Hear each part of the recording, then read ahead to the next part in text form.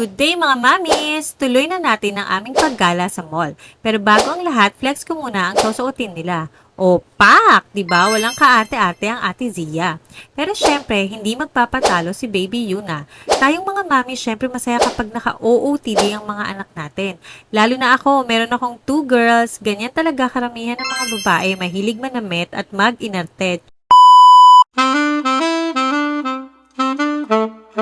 Sa SM Fairview pala kami pupunta ngayon. Naisipan kasi namin bumili ng mga basic vlogging kit. Yung mga accessories na tingin namin ay kailangan sa pagvo-vlog. Dito pala kapag sa covered parking ka nakapark, magbibigay sila ng ticket upon entry. Tapos sa loob ka na magbabayad para tuloy-tuloy yung paglabas mo. Ayan si Daddy nagbabayad na. Kami fashion check muna. Char! 6 PM na kami nakarating at nagugutom na rin, kaya kakain muna kami ng early dinner. Susubukan namin dito sa Nono's Comfort Kitchen kasi alam namin meron ditong waffle na pwede sa kids.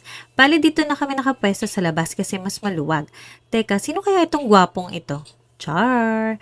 Namimili na kami ng kakainin at nakapwesto na rin ng mga kids. Sa menu nila, unang page pa lang, kitang-kita na agad yung waffle. Good job! Itong si Yuna, happy na kasi meron na siyang coco melon. Tingnan nyo, wala nang galawan yan. Ang galing din ni Kuya kasi isang pasada lang pag-order take niya sa amin at walang kodigo. Memorize yun at dumating din agad yung mga order namin. Nagustuhan naman ni Zia at Yuna yung food.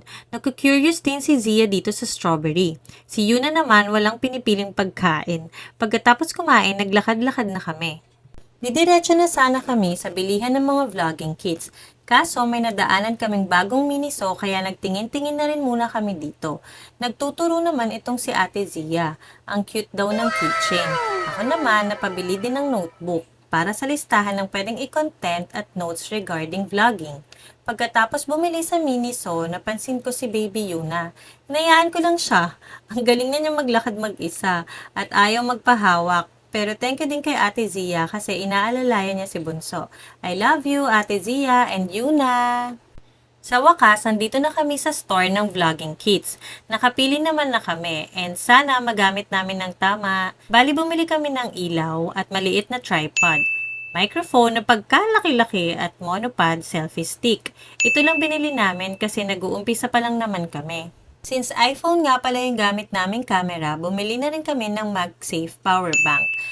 Yun na, napagod ka rin kakalakad no? Ayaw na niya maglakad.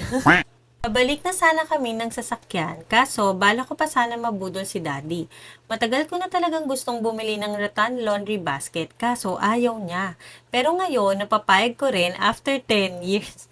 Wagi tayo mga mami. Good job! Siyempre, punong-puno ako ng energy para mag-shopping.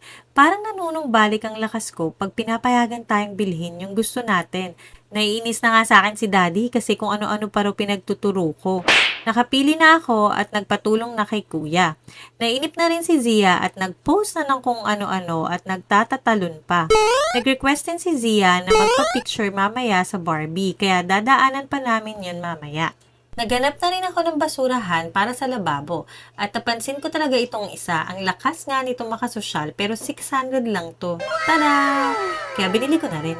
Pumunta naman kami sa cinema para mapagbigyan si Zia. Gusto niya kasi magpa-picture sa standee ng Barbie.